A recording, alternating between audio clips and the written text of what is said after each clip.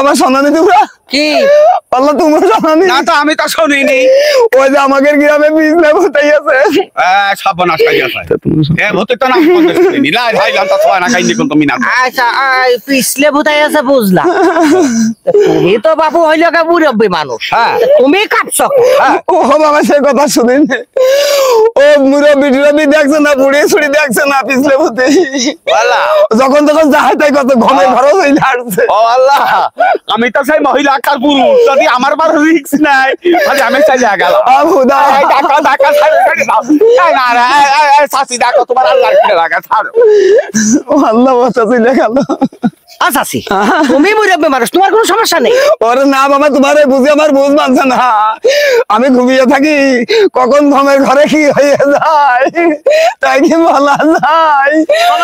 দেখি না না, আমি তোর সাথে যাবো না।